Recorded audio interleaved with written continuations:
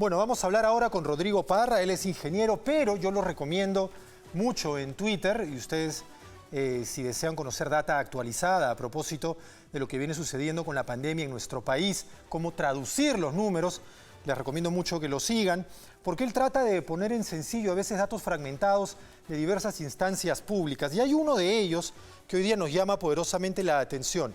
Se han reportado durante la última jornada contabilizada por el Ministerio de Salud 116 fallecidos. No teníamos una cifra así desde el 27 de septiembre del año pasado.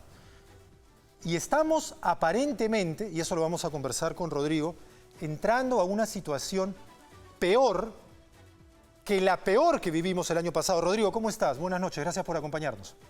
Buenas noches, Martín. Bueno, quisiera empezar con ello. La data que tú estás viendo en este momento refleja una situación peor a la de agosto del año pasado, por ejemplo, cuando tuvimos picos de más de 200 muertos en nuestro país por día. Bueno, estamos camino a eso. Ya de por sí la situación con respecto a las camas UCI ya es muy preocupante porque ya rebasamos el máximo de ocupación que tuvimos en agosto del año pasado. Poniéndolo en números, en agosto del año pasado nuestro máximo de ocupación fue de 1.553 camas ocupadas y el día de hoy son 1.667. Entonces es por eso que ya hemos visto la curva de fallecidos en las últimas semanas aumentar rápidamente y como tú bien mencionas tuvimos un pico de 116 ayer. Ahora, mencionas efectivamente el que va a aumentar la curva de fallecidos rápidamente porque, claro, la presencia de camas UCI siempre permite que la persona sea atendida y pueda recuperarse o que su periodo de vida se prolongue. Sin embargo, si la enfermedad se complica en ti y no accedes a una cama UCI, lamentablemente, y eso los médicos lo han dicho una y otra vez, se puede fallecer en cuestión de horas. Si esta curva sigue empinándose, digamos, debido a la falta de camas UCI, ¿podríamos volver a llegar a ese número fatídico de 200 fallecidos diarios en poco tiempo? ¿Y en cuánto tiempo, siguiendo esta tendencia? Bueno, ciertamente en cuanto a muertos o defunciones, la curva de SINADEF que registra las muertes por toda causa ya está en aumento desde inicios de diciembre y al día de hoy están falleciendo 583 personas en promedio por toda causa, partiendo de un punto base de 300 fallecidos en los años previos.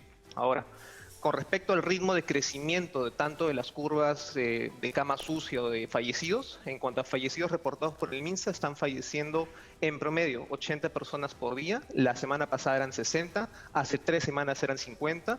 Y en cuanto a ocupación UCI, cada día se ocupan 30 camas UCI, la semana pasada 22, hace 3 semanas eran 17. Sí. Entonces es muy rápido el crecimiento. El número de fallecidos en este momento oficiales, según reporte del Ministerio de Salud, es de 38.770. Pero tú estás viendo el excedente del SINADEF. ¿Qué marca el excedente de muertos del SINADEF durante todo el periodo de pandemia? Con respecto al excedente, como bien mencionas, el CDC, que es el Centro de Epidemiología, lleva un registro, aparte del MINSA, con los muertos sospechosos y por confirmar por COVID, y estos ya ascienden a más de 80.000 muertes en todo lo que va de la pandemia. ¿Podríamos decir que en este momento la ola que estamos viviendo es peor que la ola que vivimos el año pasado? Sí, si lo medimos por camas de ocupación UCI, ciertamente la pendiente que hemos tenido desde inicios de diciembre es mucho más rápida que la que tuvimos en la primera ola. Pasar del punto más bajo de ocupación UCI, que fueron 957 camas, al punto en el que estamos ahora, ha tardado en este último periodo mes y medio, poco menos, y en la primera ola tardó 2 meses y medio. Entonces ahí puedes darte cuenta de la diferencia de lo empinada que es esta curva de ocupación UCI y que se va a ver reflejada también en fallecidos. La oferta en algún momento de Martín Vizcarra, cuando él esperaba terminar su mandato el 28 de julio, era dejar 2.000 camas de cuidados intensivos instaladas. Todavía estamos lejos de esa cifra.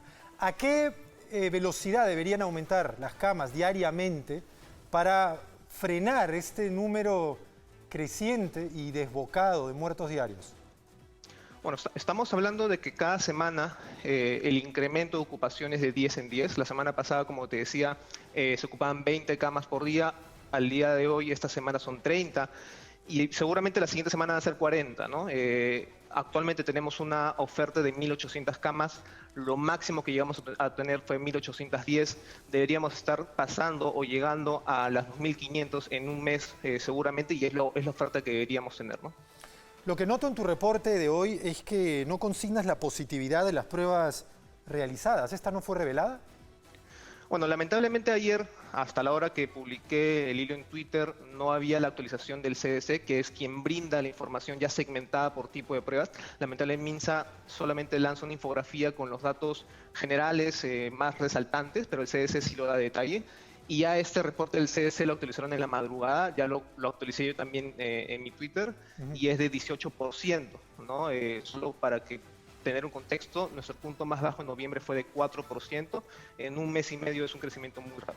¿Cuál es la importancia de tener conciencia sobre el grado de positividad? En este caso, 18% quiere decir que de las pruebas realizadas, casi la quinta parte sale positivo, ¿verdad? Pero estuvimos en algún momento cerca del 5 o 6%. ¿Qué viene a implicar esto entonces? Bueno, como tú bien dices, son 18 pruebas positivas de cada 100. Nuestro punto más bajo fue de 4% en noviembre.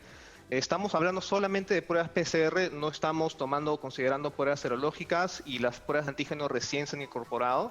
PCR moleculares. Correcto, PCR son moleculares que son, según médicos y epidemiólogos, las que deberían usarse para diagnosticar y confirmar casos, y es el indicador que manejan otros países o regiones. Este viene aumentando muy rápido. Lamentablemente se concentra en su mayoría en Lima, Callao y Arequipa. En regiones a lo largo del país usan o siguen usando serológicas, lo cual dificulta saber la positividad, ¿no? Antes de dar paso a un cuadro que queremos ver contigo, publicado por la Defensoría del Pueblo, que también está monitoreando la disponibilidad de camas UCI, yo hacía incidencia en la positividad porque, claro, muchos pensaban que ya nos habíamos contagiado tanto y efectivamente hubo reportes oficiales sobre que la seroprevalencia en nuestro país en promedio bordeaba el 40%, eso lo dijo el mismo presidente Francisco Sagasti. Entonces mucha gente empezó a pensar, bueno, si el 40% en promedio se ha contagiado, el ritmo de contagio no debería ser tanto, el grado de positividad de las pruebas ya no debería ser tanto porque se supone que un buen porcentaje se ha contagiado, pero sigue aumentando el grado de positividad de las pruebas realizadas, con lo cual se entiende que hay todavía mucha gente que no se ha contagiado y mucha gente que se está contagiando en este momento.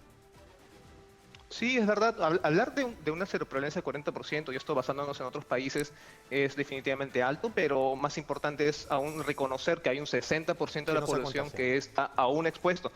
Muchos tomaron como ejemplo el caso de Manaus en Brasil, que tenía una seroprevalencia casi de 70%, y ahora con la nueva cepa que está en Brasil, el ritmo de contagios, ocupación y fallecidos está en aumento. Entonces, la seroprevalencia nunca fue un factor de seguridad, ¿no? Vamos a ver juntos, por favor, Rodrigo, acompáñanos, un cuadro que ha publicado la Defensoría del Pueblo, como señalábamos. Ellos vienen en este momento también monitoreando la disponibilidad de camas UCI, oferta para servicios críticos, en otras palabras, UCI, zona COVID-19, disponibilidad de camas UCI, es decir, con ventilador mecánico. Y ojo, no solo con ventilador mecánico, sino también con personal intensivista.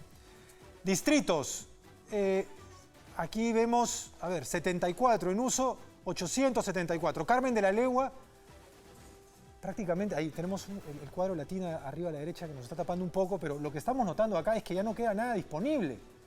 Prácticamente nada disponible. Tenemos 2 disponibles, esto corresponde a Lima y Callao, y lo pueden ver arriba, y estas 2 disponibles están reflejando, uno, la Victoria, que lo estoy viendo en la parte inferior, lo acaban de tapar con este cintillo, pero uno, la Victoria, y otro, Enate, ahí estamos viendo, la parte inferior de este reporte del de la Defensoría del Pueblo, lo cual refleja que en solamente estos 2 distritos, entre Lima y Callao, hay en este momento una cama UCI disponible, 2 en total en toda la región metropolitana, no estamos hablando de 9 millones de habitantes.